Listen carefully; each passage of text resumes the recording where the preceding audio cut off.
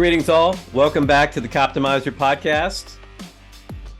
As you just heard, we've got another exciting guest here with us today. Greg Sheehan, Inspector, NYPD, retired. How are you, sir? Welcome to the show. Thank you for having me. Very nice to see you again. How are you? I'm wonderful. I'm wonderful. I got a little bit of a cold over the weekend, but it's all good. I'm excited about having this conversation with you today, and I got a lot of questions for you, and I think we probably have a lot of questions that our audience will be curious about as well. So we'll try to touch on all of it. Looking forward to it. So I'm going to start with this. For a typical police department, you have a very basic rank structure. You have chief, deputy chief, maybe a few deputy chiefs, some majors maybe, and then captains. But the NYPD it's more of like my experience in the United States Air Force, where you have such a large organization that requires different levels of management and supervision throughout the organization. So maybe we can start, before we even get into your background, can you educate me real quick and our audience? Okay, what does the rank structure look like in the NYPD from the top to the bottom? Sure, no problem. So the NYPD has about 35,000 uniformed officers. There's about another 15 to 20,000 civilian members, non-sworn. That includes everything from school safety agents, traffic enforcement agents, which wear a uniform but are not armed, all the way through to our fleet services, auto service workers, doctors, lawyers, every other job title you can imagine.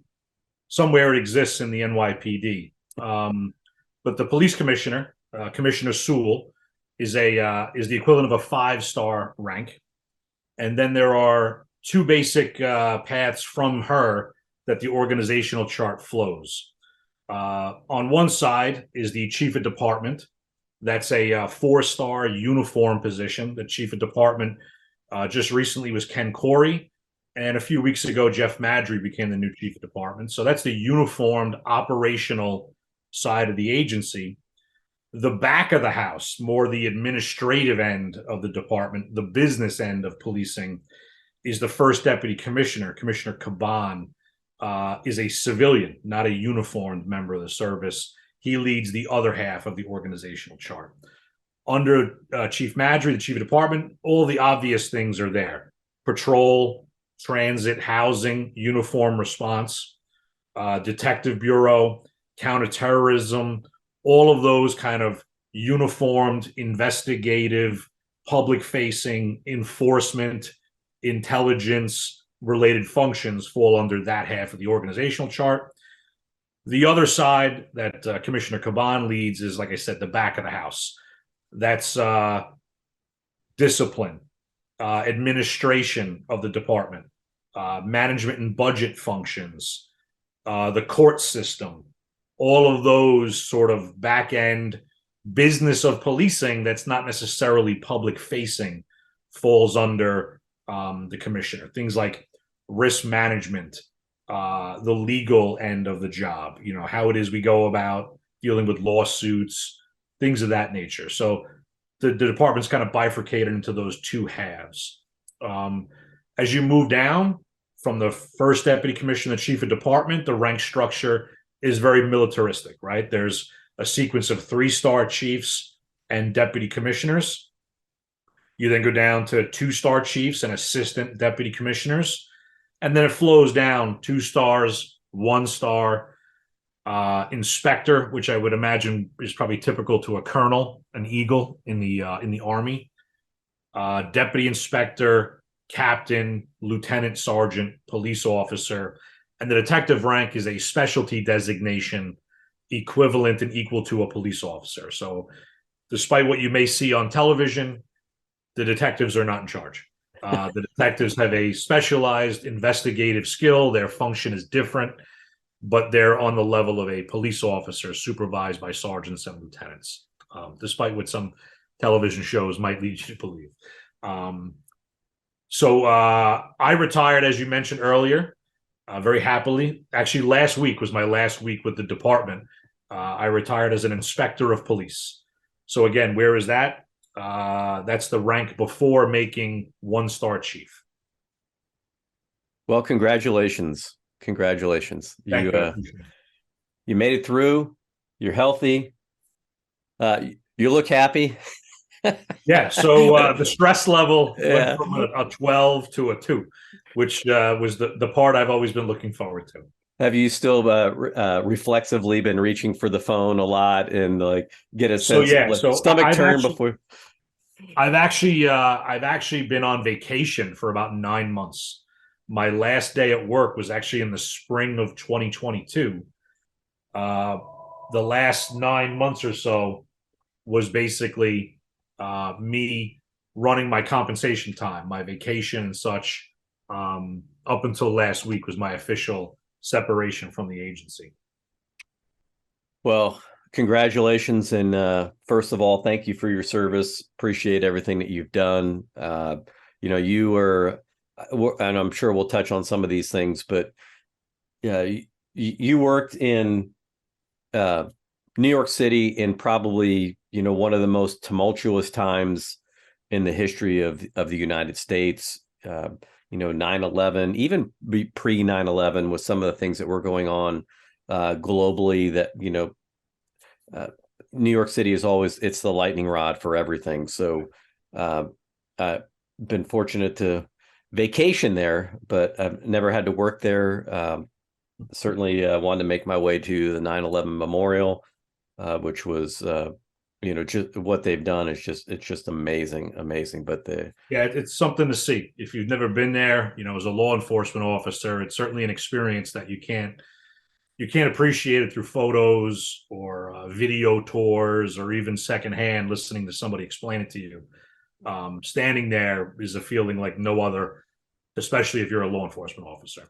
I agree. It literally reaches down into your soul. It's I put it on a par to if you've ever been to the Grand Canyon, the first time I stood up on the rim of the Grand Canyon and looked out, it just, that literally that just sucks your breath away, and just you just the sense of awe. One of the reasons I wanted to touch on that was because the conversations we're going to have today, we're going to talk about scale, right? The problems that we have in policing. It's fascinating to, coming from a mid-sized agency, to hear this. When you talk about television now, we could, some of the best cop shows ever, right? Come from, I'm going to go way back, right? I'm a Hill Street Blues guy. Sure. I watched that as a kid growing up. Of course, then there's Barney Miller and some of the others. Now, I think most people today, they're going to ask the question, okay, if we're in that rank structure there, where is Tom Selleck? Right, so that's an interesting one. So Tom Selleck is the police commissioner, but yet he wears a uniform. So, that's actually not how it works. I don't know the backstory to it. I don't watch the show, but I know he does wear a uniform. The police commissioner is a civilian position, similar to the military, right? The leaders of the military are civilian. They're elected, same kind of concept. Secretary of Defense. Right, exactly. Yeah. All right. Well, at least the NYPD didn't have to worry about a Chinese spy balloon over the weekend, right? Well, I could assure you that we were on top of it. I bet you were. I would venture a guess to say that we were well aware of it several weeks ago. It has something to do with New York City. They know about it. We've got our hands in everything in a good way. As you mentioned earlier, everything somehow has a connection to New York City. So, we're very proactive with our intelligence gathering efforts and working collaboratively with, the other agencies that are assisting us in keeping New York City safe. Yeah. And, and we appreciate all that work. And I think that's probably one thing and maybe it's by design. But the NYPD and even LAPD, I know even Chicago, some of the major the cities in our country, they don't just have a domestic presence, but there's an international presence where you're working with partners all over the world, because As we know, crime is not local, right? Yeah. All politics is local, right? But crime has international tentacles. So it's amazing. I think all the things that the NYPD is involved in, and one of my biggest concerns, in the post George Floyd era was all this talk of defunding the police, and I just certainly there policing always has the opportunity to be better and to do better. I'll argue that policing has never been better. We still have our problems, and there's still things that we need to be better at. But I just thought that was one of my biggest concerns was New York City, right? As New York goes, the country goes. Right. No, and to your point, right? So if we're going to talk scale and try to connect some of these points in our conversation to, like you said, rural departments with a dozen or so officers, up the food chain to 35,000 sworn members, how exactly do you defund, and what does that mean? The NYPD's got a budget of $5 to $6 billion annually. So again, is there some fat to be trimmed? I'm sure, but like you said, the size, scale, and scope of what it is we do, I'm not exactly sure. A haphazard defunding, concept is going to come out with any positive effect. So one of the things that we wanted to talk about were the challenges that we're facing law enforcement today, and really kind of how that relates to New York and maybe some of your experiences as an inspector. But before we get into that, maybe a quick overview of kind of your career and your trajectory, and then how did you wind up where you retired as an inspector? Sure. So I joined the department in the mid '90s. Did uniform patrol in southeastern Queens in the 113 precinct. I was very fortunate early on. My first partner, I won't share his name. I don't know if he'd want it, being shared, so I'll keep that to myself. But my first partner was somebody that I got along with very well. And as a young officer, I joined the department at 20 years old and 2 months. So I was doing uniform patrol out there in the streets of New York City before my 21st birthday. He kind of took me under his wing as his partner. We worked the late shift, the 11 p.m. to 7 a.m. shift, and somewhat of a father figure role to me. I was very fortunate that I hooked up with somebody that took the job very, very seriously. Outside of work, he was a volunteer fireman. His wife was an EMT with the fire department. So they were from a family of public service. His family were all public servants as well. So it was somebody that from, the first few days I worked with him, obviously had a very serious, intent. He came to work to do the job, not to socialize, not to, have a few laughs. We did have fun, but he was an extremely professional police officer, everything he did. And the way that I'll kind of explain that is in my career, I've come across a handful of people that I would follow into a burning building with no questions asked. He's number one on the list. Somebody that I just trusted implicitly with my life, and asked him, as to do the same for himself, to trust me as his partner. We worked together for about 5 years. Again, the entire time working the overnight shift in southeastern Queens County. I got promoted to sergeant, moved to a different part of Queens County. Again, 24, 25 years old at this point. Did uniform patrol for a time. I then was able to transition into a position that became available at the police academy. I was invited to join the staff of Commissioner Fife, who is somewhat of a local legend in the NYPD. It was an academic, was somebody that Ray Kelly had put in charge of the police academy at the time, and he had big ideas. So I was fortunate enough to get on his staff and work at the police academy for a couple of years. From there, promoted to lieutenant, back to uniform patrol, as it usually goes with newly promoted members in the NYPD. Was assigned to the Bronx. did uniform patrol in the South Bronx for a while. Was brought back into headquarters after some time, given my experience in the police academy with Commissioner Fife, working on Ray Kelly's staff, doing policy, procedure, management analysis, things of that nature. From there, I took a leave of absence for 1 year. I got a scholarship to go to the Kennedy School of Government at Harvard University. I was the Richard Gelb Scholar there for a year. So transitioned myself up to Boston for a year, got my master's degree, came back, and soon thereafter was promoted to captain.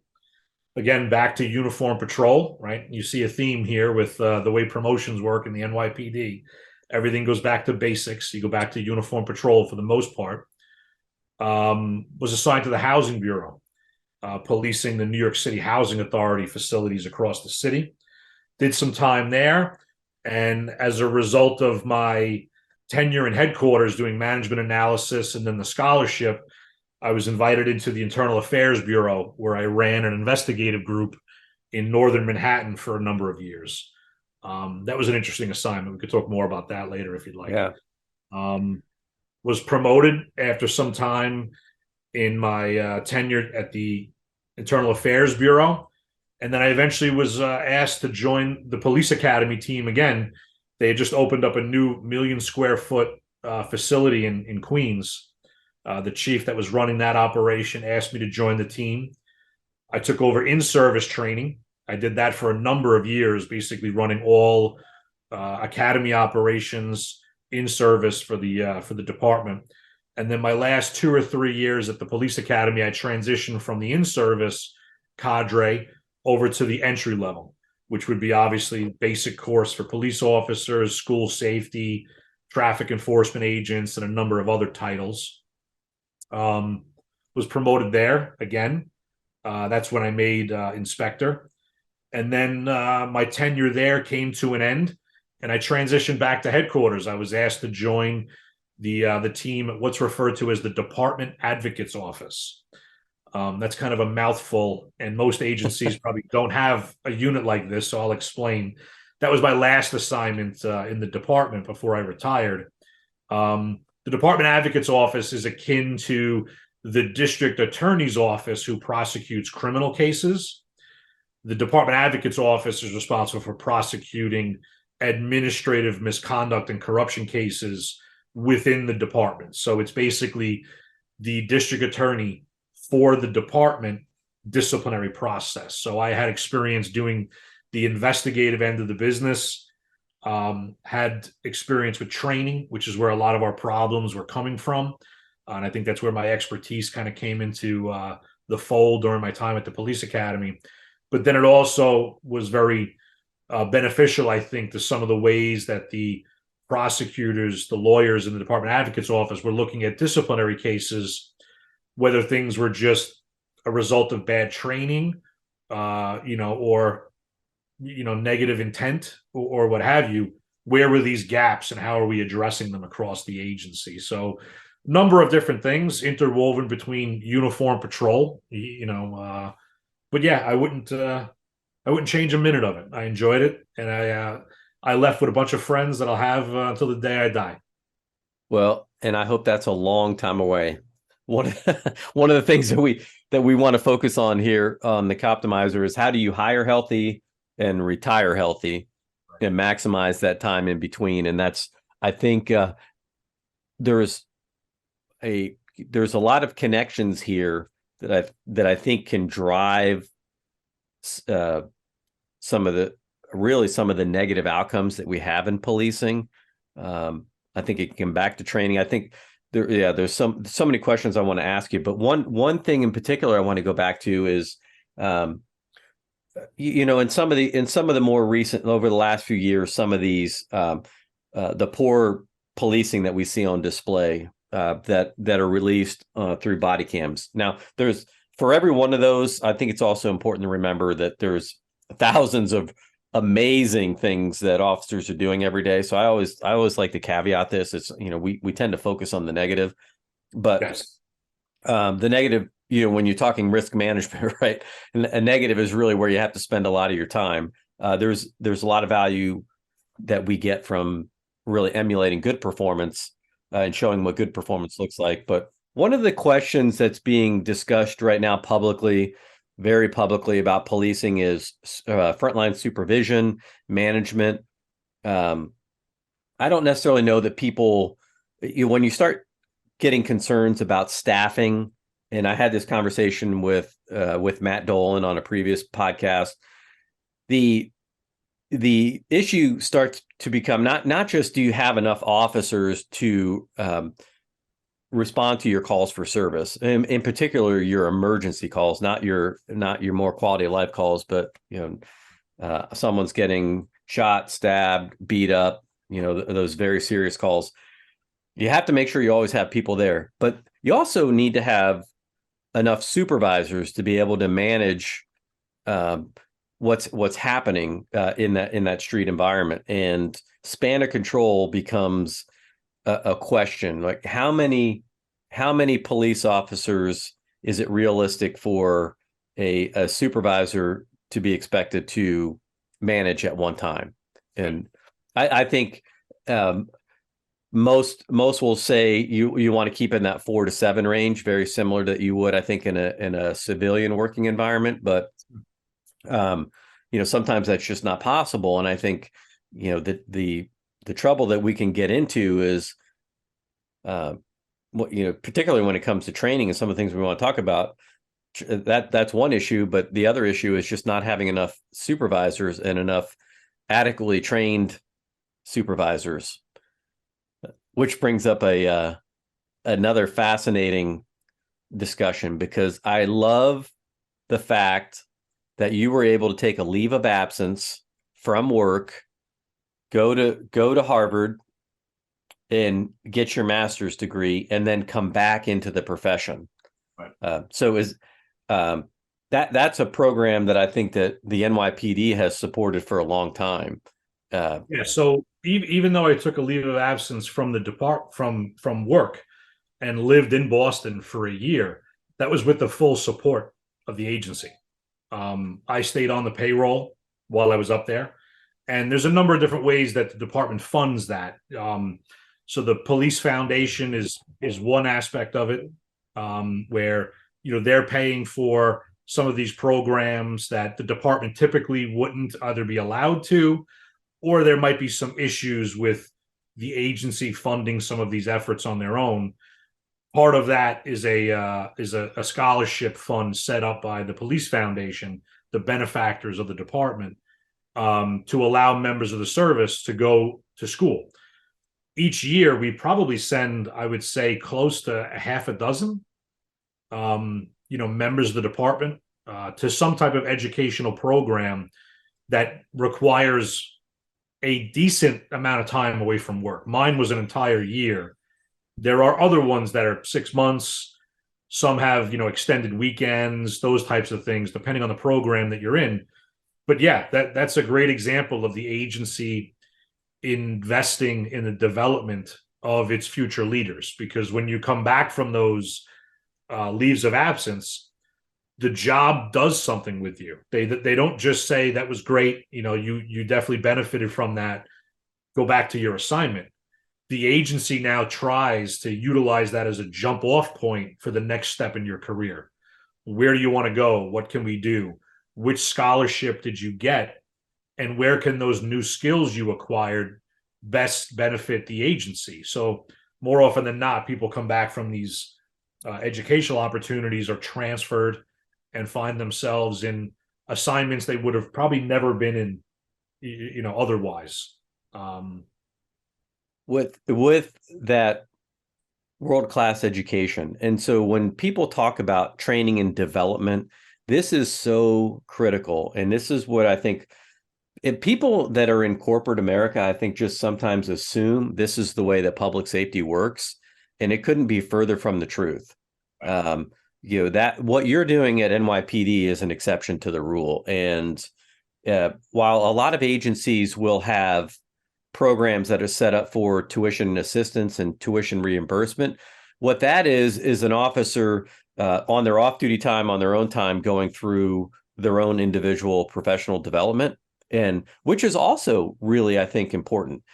And so when we're talking about recruiting and retention and some of these concerns, this is always something that I think is kind of like low-hanging fruit to really bolster the professionalism of policing across America is a significant investment at the federal level, at the state level, and at the local level to promote these types of programs. And I'll tell you this: so my predecessor as chief, he was one of my mentors.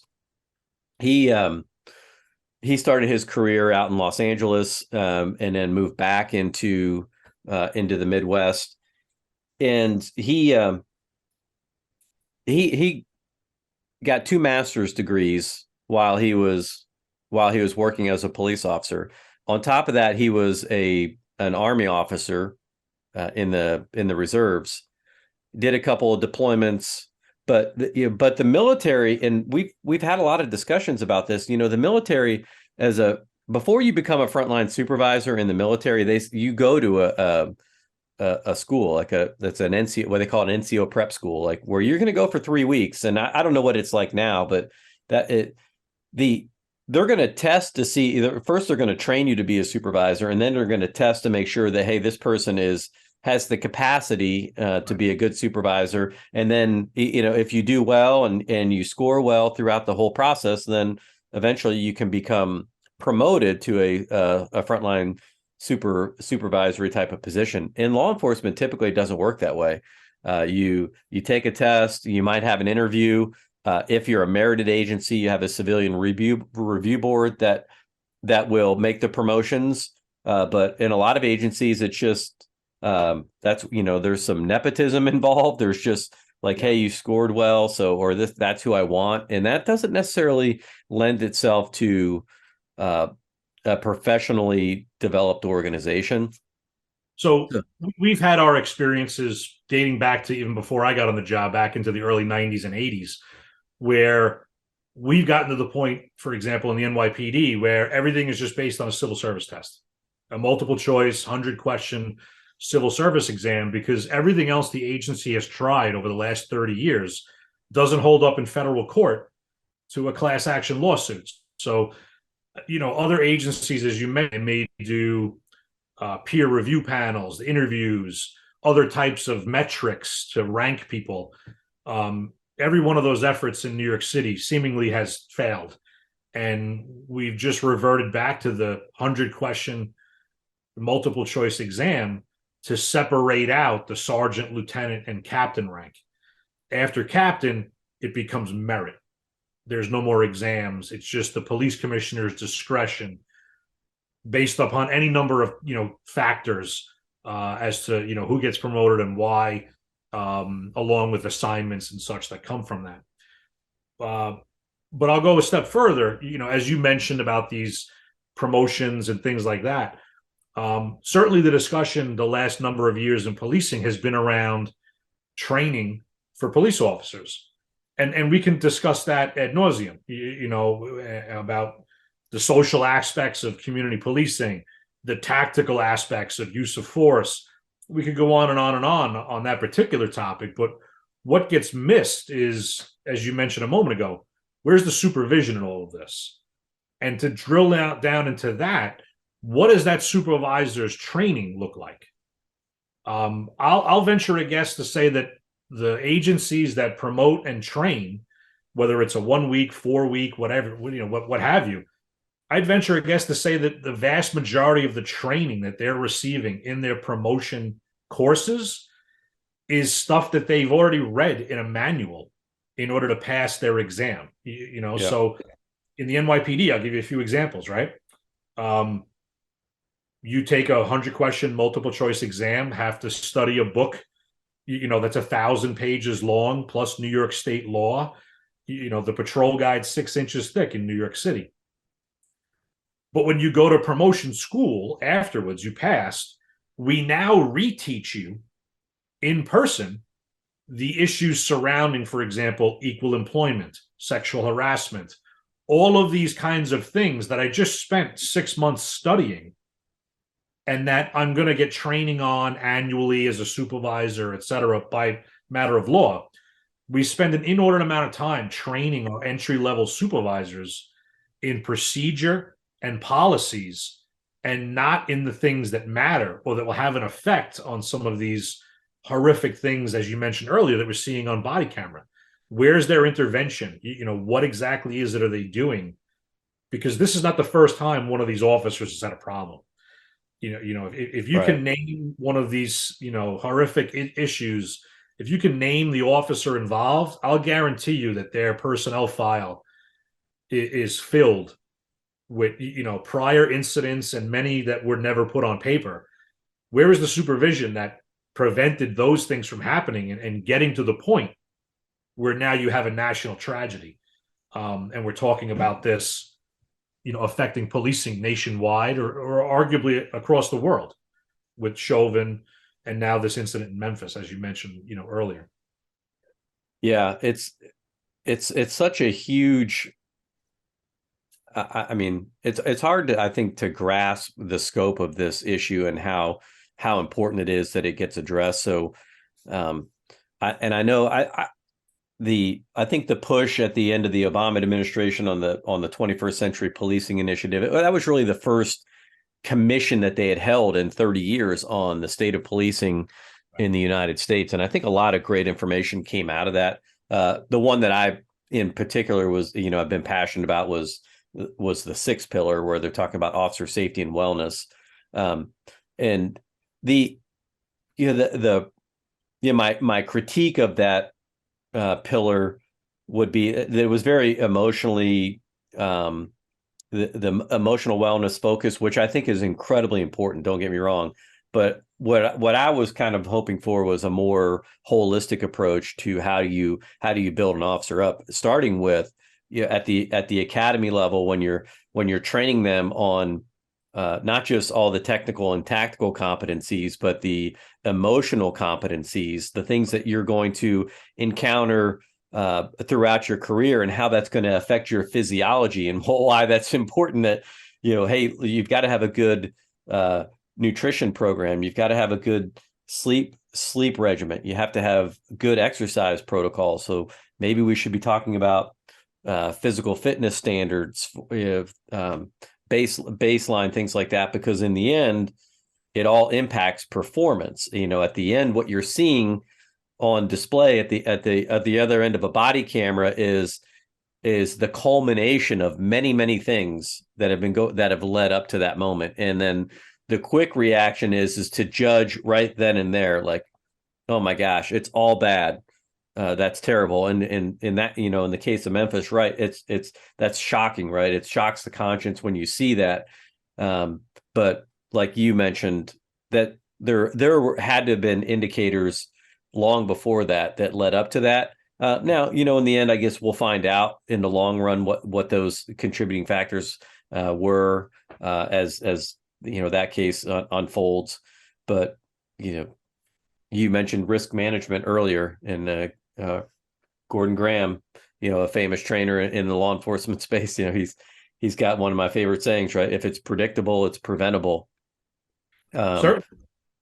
Certainly. And again, as you mentioned, I agree with what you said 100%. You're viewing, this incident through a keyhole. You're watching a few minutes of body-worn camera, and you're sort of already determining, what the problems are, and more scary, what the solutions are. I would argue that, there's a much bigger problem, there. And it's not necessarily just with the individuals involved.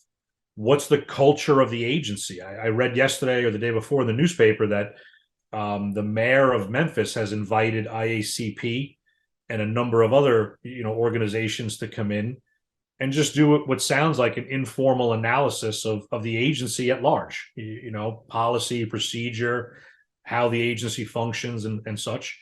But what's the culture of the agency? And then again, you can get granular. What's the culture of that unit? And what tone is being set by supervision, right? So the unit was called the Scorpion Unit.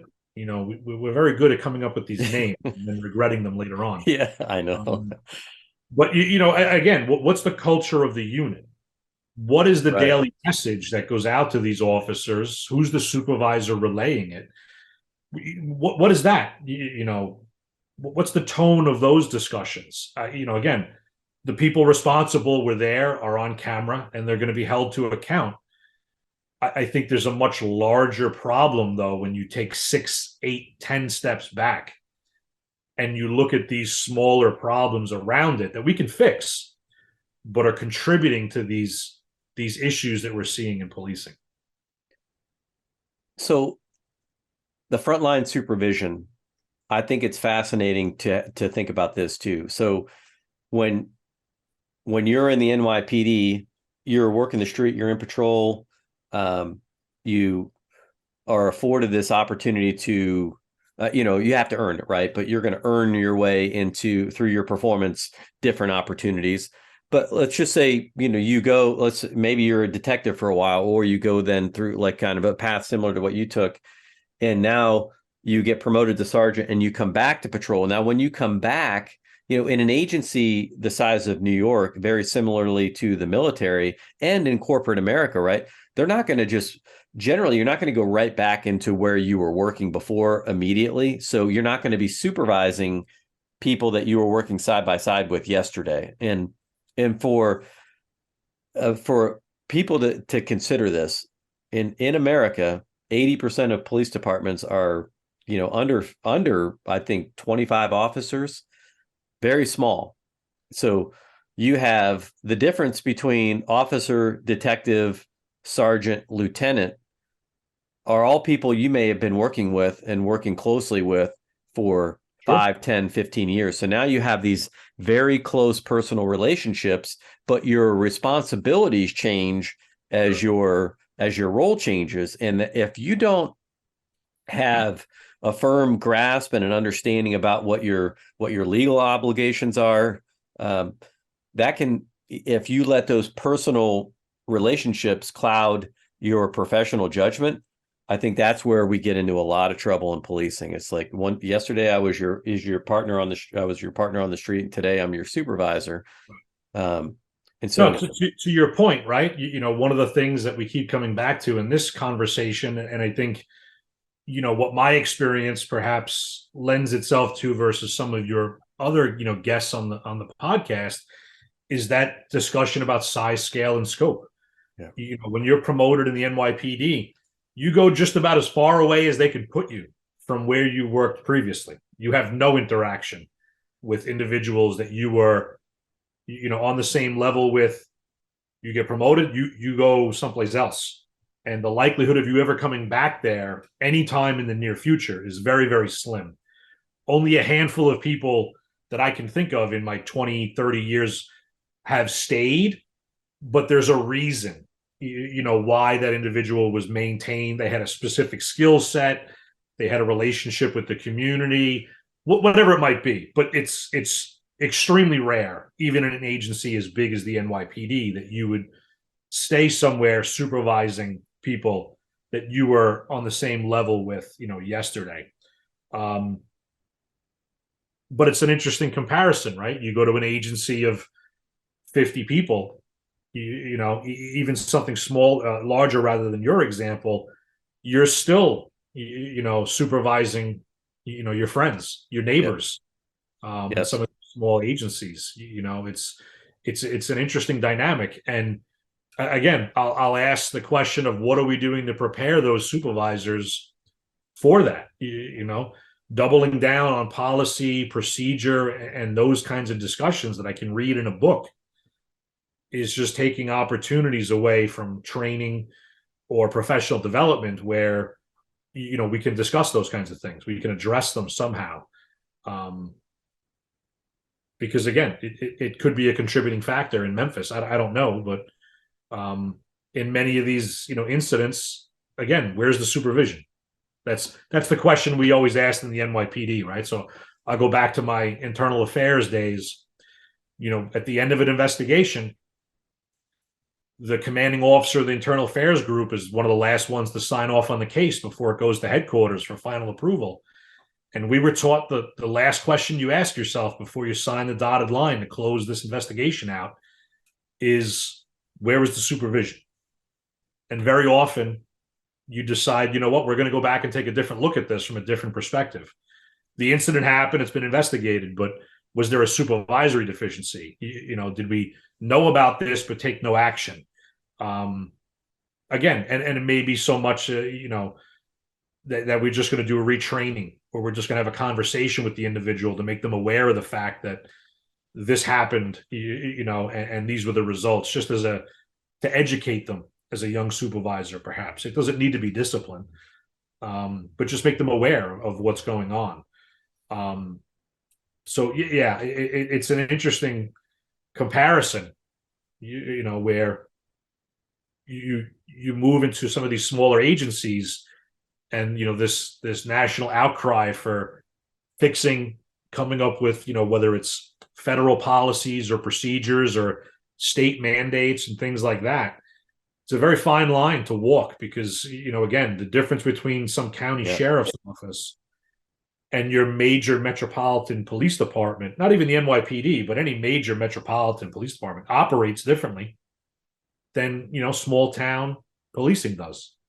So I don't know that it's one size fits all as far as these fixes are concerned.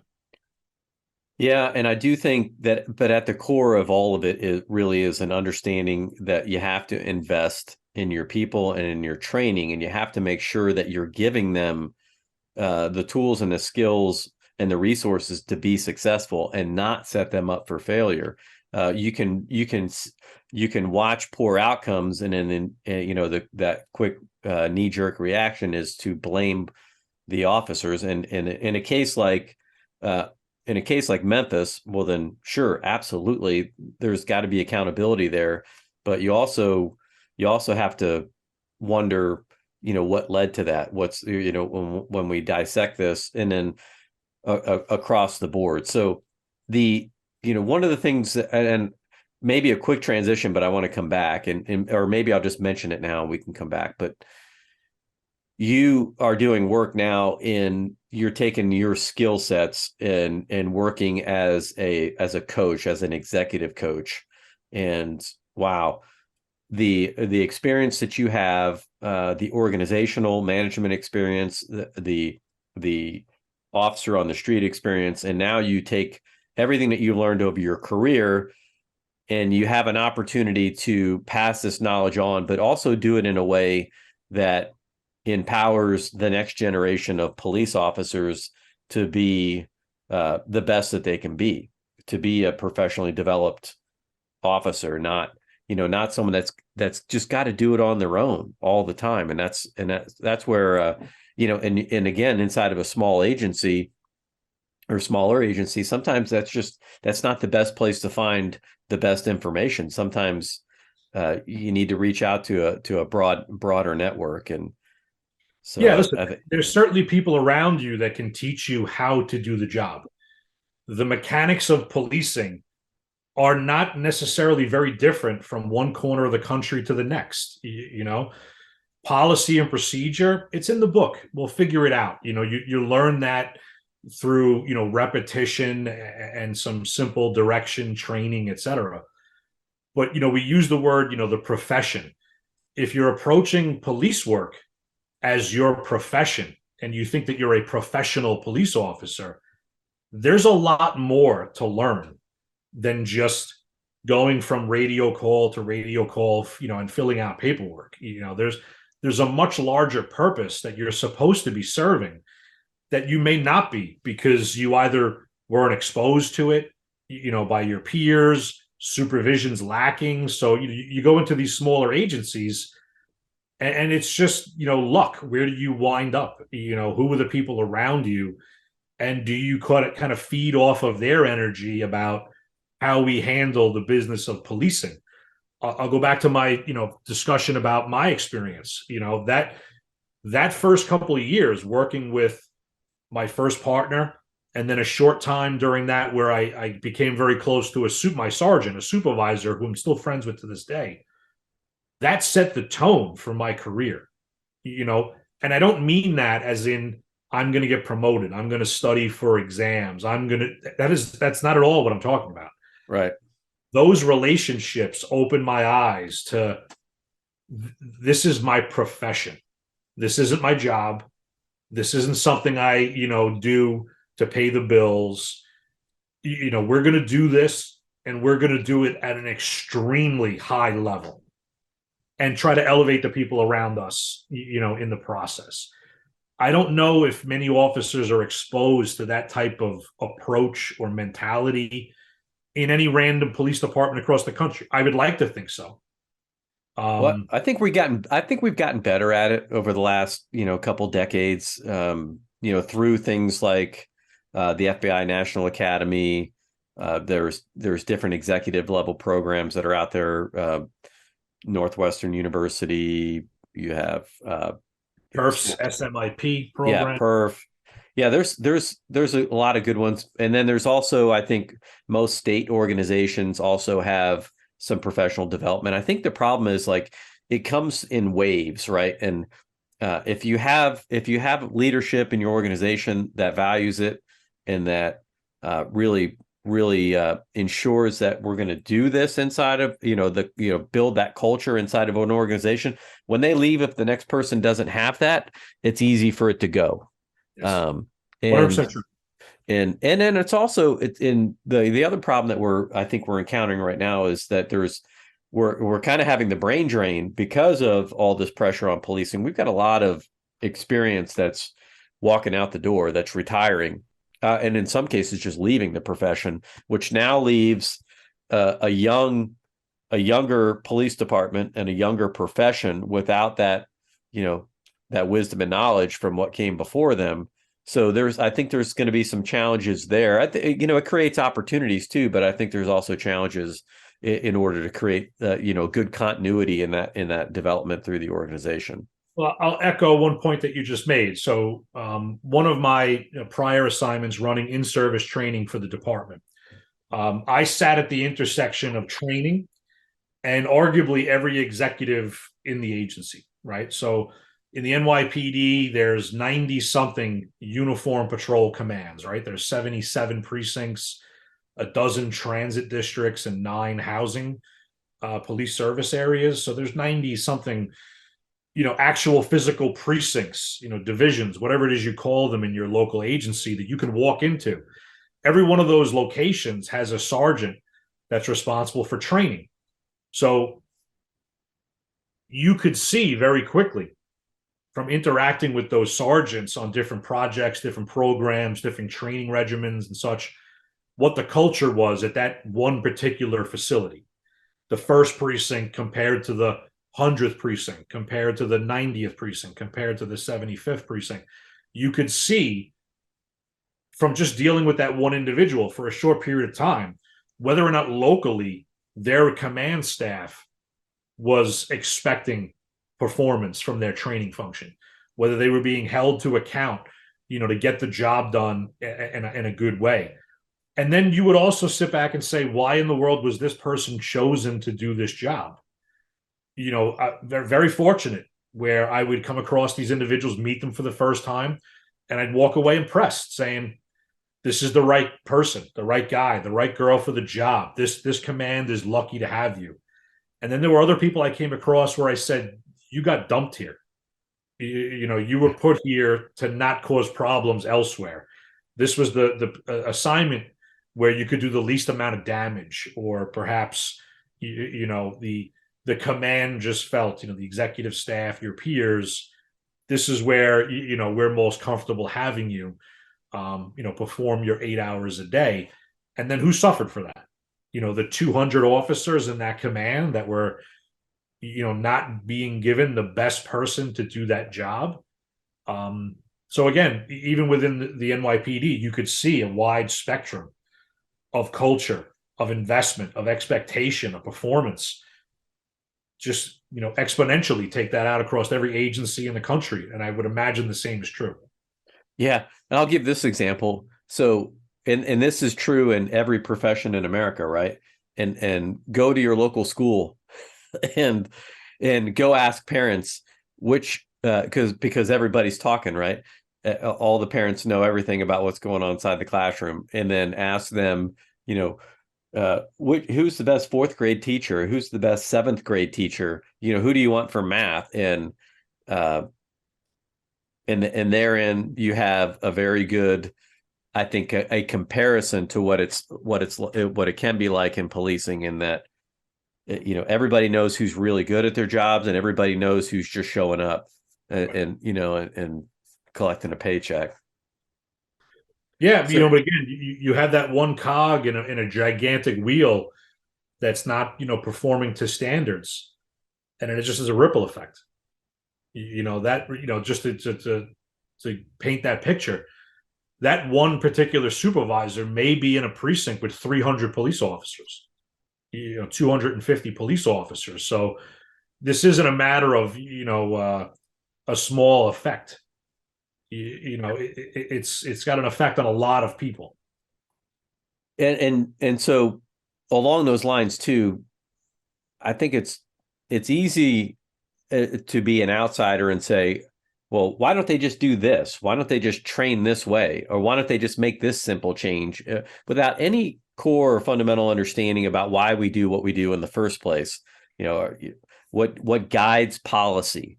It's generally the last 30, 40, 50 years of case law that is what's driving why policy is the way it is, and why standard operating procedures are the way they are.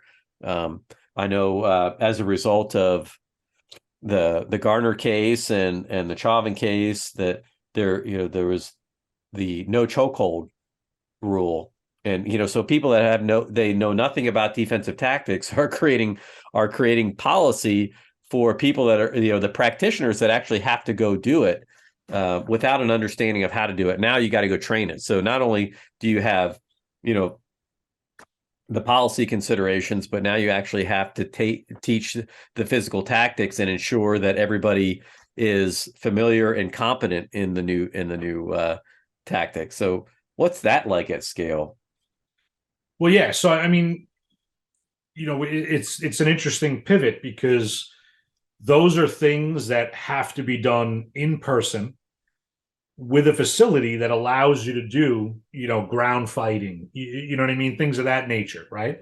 So now you have to put the correct instructor, that has the legitimacy to teach this stuff, whatever state certifications may be required, into a facility where officers are now going to come and in person, do this training. How many times are they going to train upon this, particular procedure? And then when are they ever going to train on it again? So the industry, law enforcement at large, I think, all subscribe to the idea that, well, you were trained on it once in the police academy 27 years ago. You now are responsible for it. You violated this policy, this rule in the heat of the moment, et cetera. And, we're going to hold you to account for it. I don't know that any other, line of work kind of does that, where we're saying, these videos that were, coming out, these, typically ground fighting, some type of physical altercation, what have you. And yet it's probably the one thing that we train the least. Yep.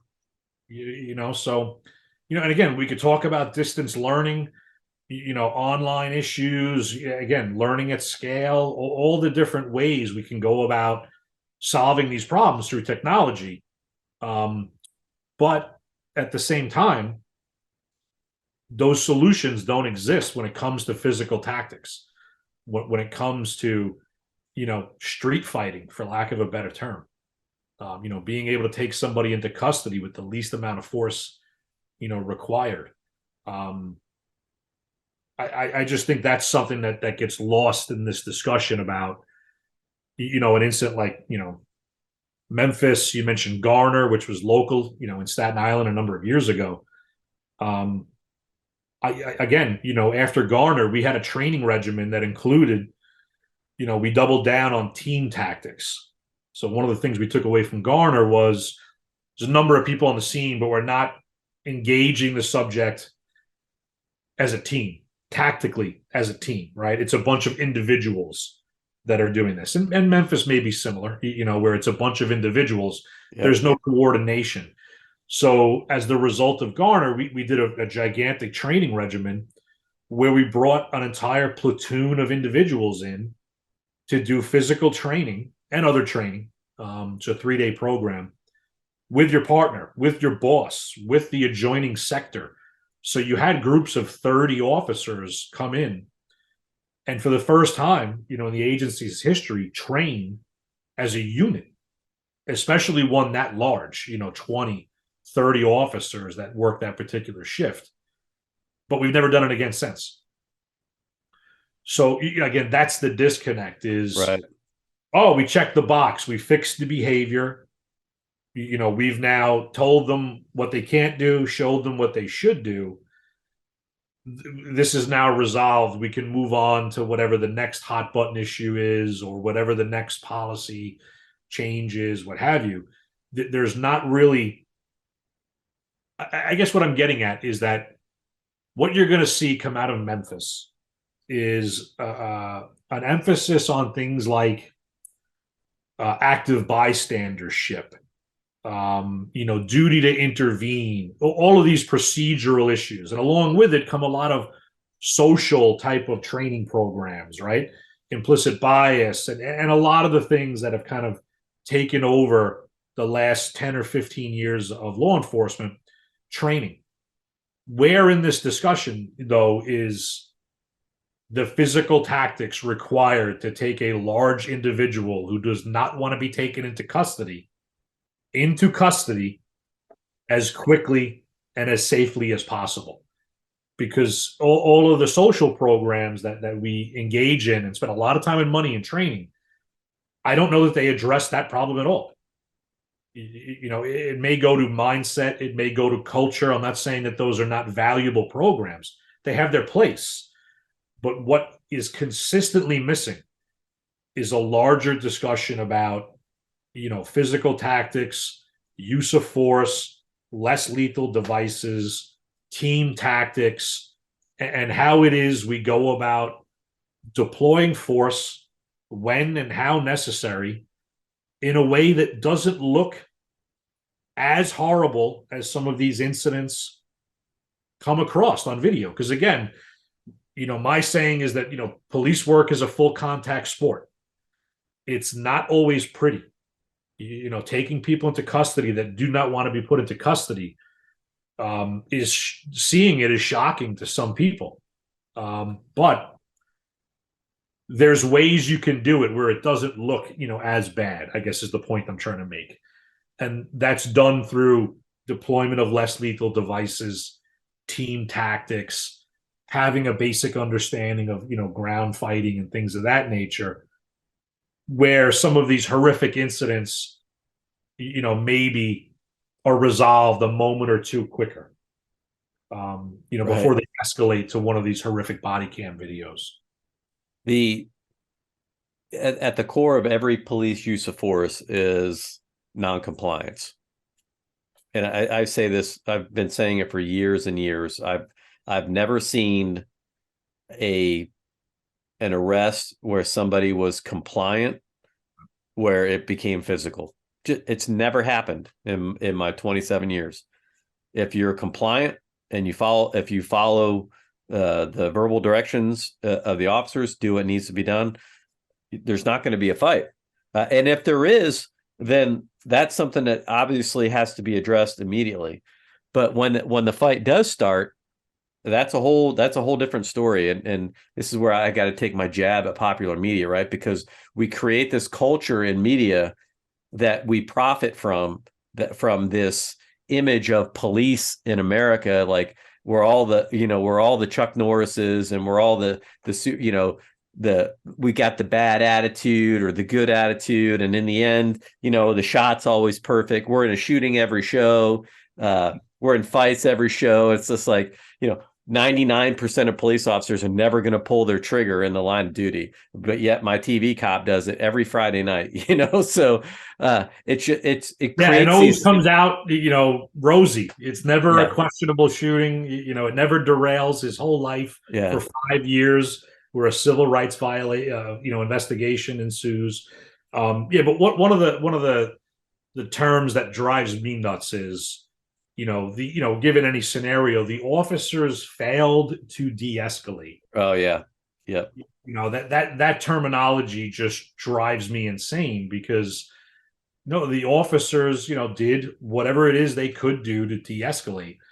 The person involved in the incident gets a vote in how this is going to play out. And that's the one that matters. Their vote is the one that decides, what direction, at what time, at what level is this incident, going to progress. And it just gets lost, like you said, the talking heads in the media. The officers failed to de-escalate, as if this is their fault. Yeah. That. So I'll give an example of this, right? So you have, and the skill set for every officer is different. Now you're going to get your training in the academy, which I think is another interesting discussion, where you might, over the course of 16, 20, 26 weeks, depending on the level of your academy, every agency has different levels of these field training officer programs where it's more on the job in addition to your academy training. But we're hiring a lot of people into the police profession that have never been in a physical altercation, ever, not once. We've raised them in this helicopter parent generation where if somebody is threatening you, you go report it to the teacher, to the principal, to the police, to an adult somewhere. You are no longer responsible for your personal safety. Somebody else is responsible for you. And so we're going to control and we're going to manage this. And I'm not saying there aren't good intentions in this. The byproduct of this is that we've created, really a generation of people that, if you don't play football, if you're not a high school wrestler, and you don't do taekwondo or jujitsu or something like that as, recreational or something growing up, where are you going to learn physical tactics and how to defend yourself? Well, you're not. And so now it's just the law of the street takes over. So you can't train somebody in 16 weeks, even if you fought every single day, to be an expert MMA. You can train them to a high level, but now you've got to have continuous training and ongoing training. These psychomotor skills are perishable. It's just like your firearms. If you shoot once a year, people always wondered why the hit rate for police officers was below 20%. Well, that's because they're not training enough. They're not being stressed enough. They're not being put into these scenario-based training environments where they're actually being tested. And now when the real thing hits, like in year 15 in their career, it's not happening every night. So it's really just, I don't want to go on too far of a sidebar here, but I think it's so important for people to understand that once the fight starts, that's a whole new level. And sure, we can teach people verbal de-escalation. Absolutely. And that should always be the number one goal of any officer, is to take somebody into custody without having to use force. Sometimes, we historically have pushed the envelope too far, too fast, and it creates an environment where force is necessary. But case law and the system over time, has shown us, hey, there's a better way to do things. And that also, I think sometimes in the public eye, there's just not a lot of patience to understand why things are the way they are. But so I'll expand on one of the points that you had made, right? So, most people don't know this, but there's about 6 states in this country where you can actually put on a uniform, go out on patrol with a firearm, and answer 911 jobs in a police car and not have attended the police academy. As a matter of law, that is perfectly legal. And that if you told the average person that would boggle their mind. That that's the state of policy and procedure when it comes to entry training in some states. Now, you had mentioned, whether it's a 16-week, a 24-week field training program that's robust or not. What I'll comment on that with is probably since the late 1960s, I'll give you maybe mid 1970s, most major, state and municipal police academies have been 6 months long. There's certainly some that are much shorter, they're 4 months, what have you, but the big ones for 30 plus years have been 6 months long. And we're still doing 6 months of training. Why are we stuck on that amount of time? What's changed since 1985, 35 years ago, in the world of policing, where entry-level training has not grown by 1 minute, but yet 35 years later, this is how we're sending our officers out onto the street? Because my argument then is field training hasn't become so robust to make up the difference. So again, I realize that the reason why we're stuck on 6 months is because we've always done 6 months. That's the reason. The inertia, of doing 6 months is the reason we're stuck in it. But, we talk about, training, and yet we're still only investing 6 months of entry-level training. You go to certain countries in Europe, it's 2 years of training before you're a full-fledged police officer. Certain countries, you graduate the police academy with the equivalent of an associate's degree or some type of bachelor's degree. It's a completely different training experience. Now, I'm not saying that they do it right and we do it wrong. I'm just questioning the logic behind 35 years later, what's changed in policing? And we're still not even arguably having a discussion about making entry-level training longer.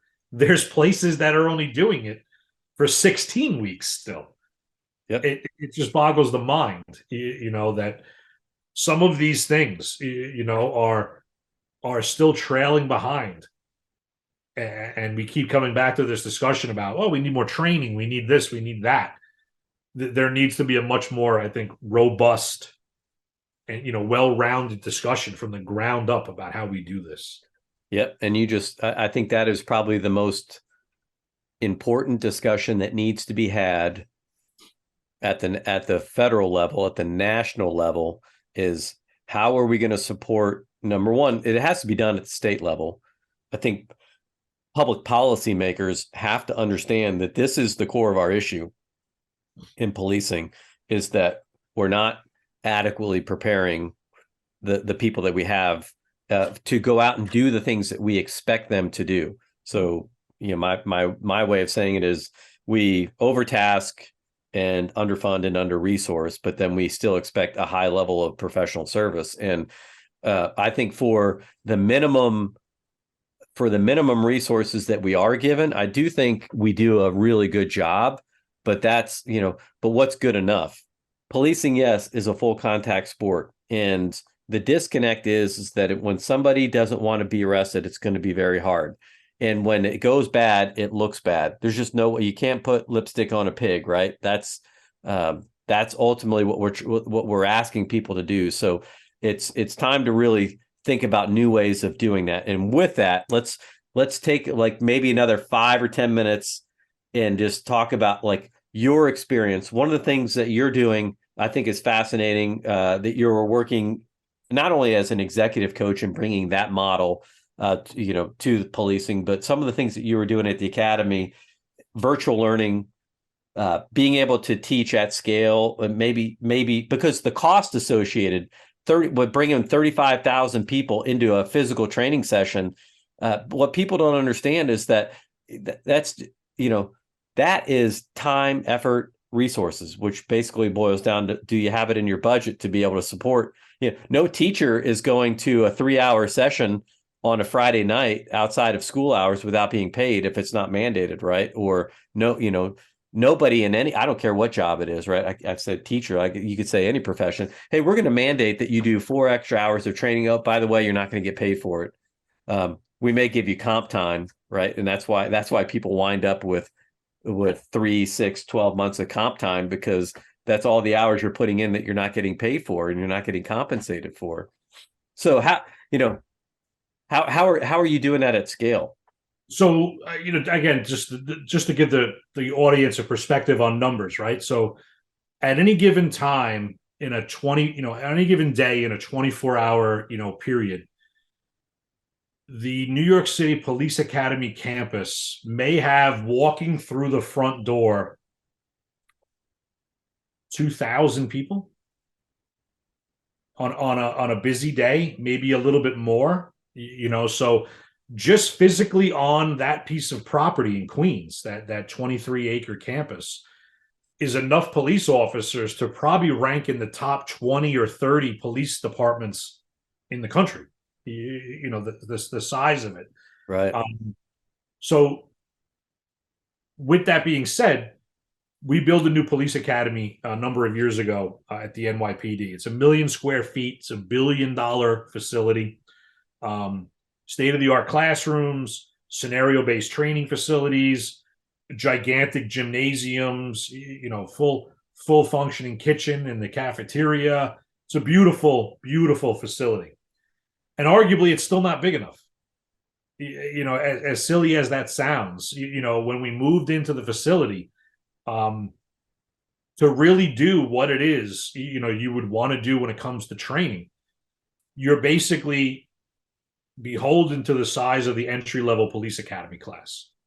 So if you can imagine, there's one facility, and the residents of the facility that never leave is the entry-level, police officer training program. 6 months long. They hire anywhere between 400 and 800 at a clip. Every 3 months, there's another group coming through. In the past, we did every 6 months, bigger groups.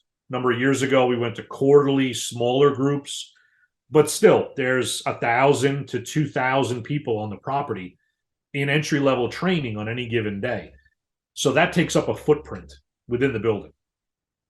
Everything else must now operate around the footprint of entry-level training. So again, classroom space, the number of instructors that are available, all the different things you may want to do have to now operate around entry-level, because entry-level training is not negotiable. The schedule set in advance. It has to get done. There's no redos within the 6-month period, right? Everything pretty much runs as planned, no matter what. In service is where you have the give and the take, ebb and flow of the size, the capacity. Do we train at night? Do we train on weekends? Do we train in this classroom versus that classroom? There's a lot of flexibility within service.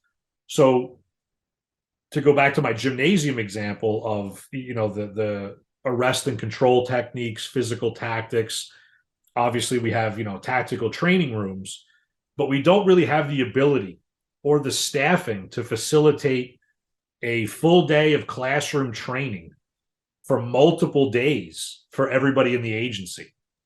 So to just throw some simple math out, if you had a classroom of 36 students and you staffed it for 8 hours of training in the morning and at night, 2 shifts, 72 people, at the end of 14 to 16 months, you've just trained the patrol, transit, and housing divisions of the NYPD.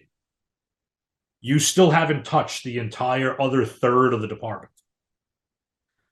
So again, that's 2 classrooms every day churning out training. You still have 10,000 people left to go.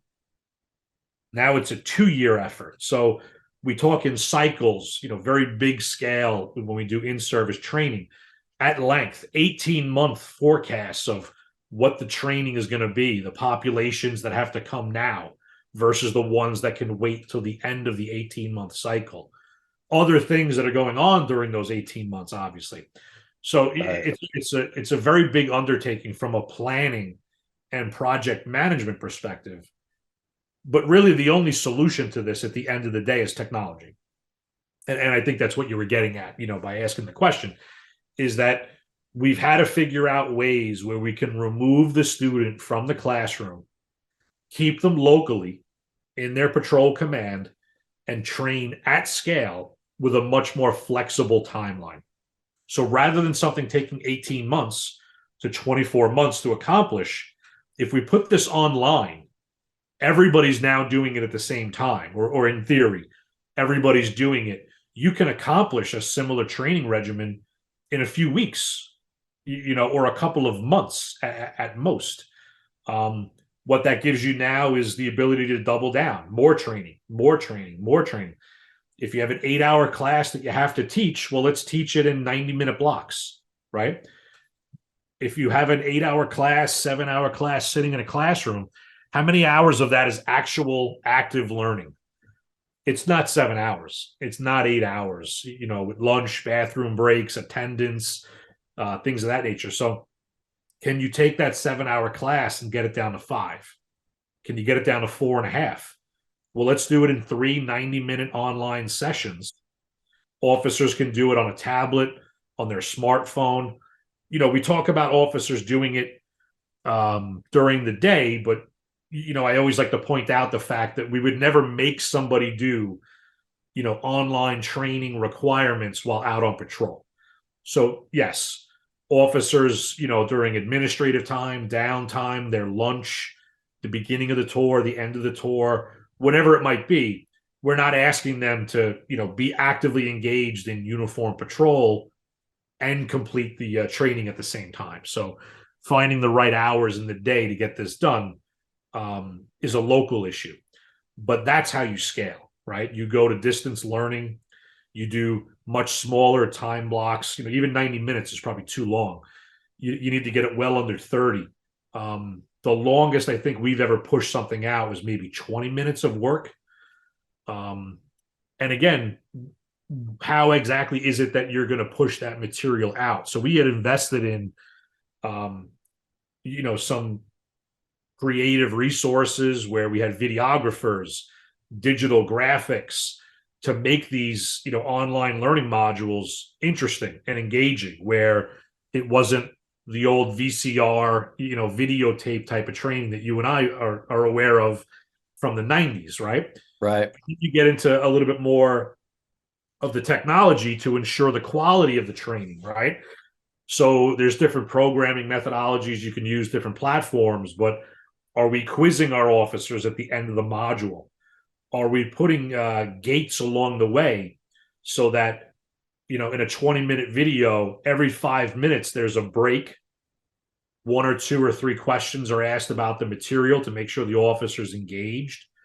Are we asking for some type of proactive input that we know the officer is awake, and actually engaging with the device, while the training's being delivered? So those kind of quality control techniques can be utilized to get the most out of the training. And then again, 2, 3, 4 pieces of information across mobile learning.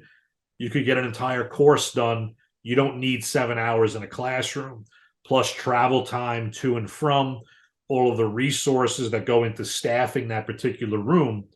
You can do it up front, with some creative people that can put an online program together in a short period of time and then deliver it mobile at scale and then in phases. So one course may take 3, 4 sessions to complete, 5 sessions to complete, but we're not talking about an 18 to 24 month turnaround time to get this training done. We could arguably get it done in 90 days and touch 35, 50,000 people across the agency, all hours of the day and night. Oh my gosh. It is daunting. It is daunting, Yeah. And again, there's an investment in that, right? So, there's a lot of very dedicated and talented and gifted people in training at the NYPD and those creative services people. For a lot of these training regimens that we felt were important, the department, executive staff would say to, let's say, some of the social media people, people that have a talent for this stuff, not just a training officer that dabbles in, creating videos, but let's actually get the department videographers, the photographers, the digital media people to come in and help build what the course looks like online. Because if it looks like we invested some time and energy into it, it looks important. I should pay attention. If you're just doing voiceover PowerPoints, which again is the quickest and most efficient way to deliver the material, right? Yeah, but it doesn't. Video editing, it's voiceover, right? I've done dozens of those videos myself, doing voiceover just over simple PowerPoints. Yeah, they're great, but they're not very interactive, so we've invested in a couple of different programs where we had actors come in, again, videotape scenes, and then just liven the interaction up between the trainee and the device to try to, keep the engagement there on these very important topics. But again, it's an investment. Well, I think that's the theme, right? This is, I mean, for anyone that's listening to that, if that, especially for training officers around the country, like if that doesn't make your head spin a little bit, I don't know what will. And I think, I know I'm about 30 minutes over from where we were. So I want to wrap this up. And now I know we're just going to have to do another episode, because now I've got so many questions about what are the most effective and efficient ways to do that, to bring education at scale, and some of the things that you're doing at the NYPD and others, because I think it's a fascinating conversation. And I think that's kind of where, when you talk about optimization, that's really what we need to do. We really need to think about getting the best resources to the officers and preparing them as well as we can to be successful in the difficult things that we're asking them to do. Yeah, as you said, at scale, that opens up time, space in the facility, instructors to invest in other types of training. So, if physical training and tactics is what needs to be done, you have to pivot and deliver, material in other ways across the agency at scale. And again, the example of the NYPD is certainly the extreme. Even if you were in an agency with 20 people, they all have different days off. They all work different shifts. You can only carve out so many hours in a day to pull people off patrol or what have you. So at scale, it's very clear what the problems and what the solutions are. But even at the small scale, I think very similar issues exist where there's not the flexibility with resources, to cover for when there's a shortcoming someplace else. That's what the size of the NYPD gives you, is the ability to pivot and say, well, we're short here, we're going to do X, we're going to do Y to fix that for a couple days while we're doing this over here. A smaller agency may not have the ability to do that. Yeah, and that's I think another important thing for people to keep in mind is that while you're trying to do this stuff, do all the training, the calls for service, that the city doesn't go on pause so you can go train and get ready for what's coming next. I mean, this is a constant evolution. But all right, this is fascinating. This is totally fascinating. I really appreciate you coming and spending some time. I do want maybe to close it out here for today. So if someone wants to reach out to you, is there anything you want to share on the episode here, to where, let people know where they can get in touch with you? Or yeah, sure. So the easiest way is my LinkedIn account, where I basically handle the professional end of what it is I'm doing, the coaching work, as you mentioned a few moments ago. So that's the easiest place to go to learn a little bit about me.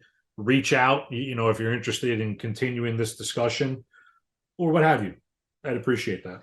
Oh man, yeah, we're definitely going to have to do episode 2 if you don't mind, because I've got, and this is what I'm finding, is that I get into about 15 minutes of what I think I'm going to talk about, and then I go off the rails, and just so many things that I want to discuss with you. But we'll save it for another day. I want to protect your valuable time, and again, for our audience, just remember, if you think you're having a problem, or you think things are tough, you can always remember that there's the NYPD to look out and know that they've always probably got it tougher.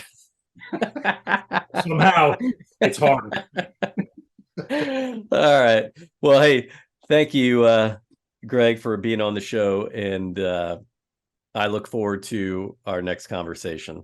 My pleasure. Thanks for having me. And I'd be happy to do part 2 if you want. Thank you. Yes, sir. Yes, sir. Log into www.performance-protocol and learn more about how to bring this program to your agency and community.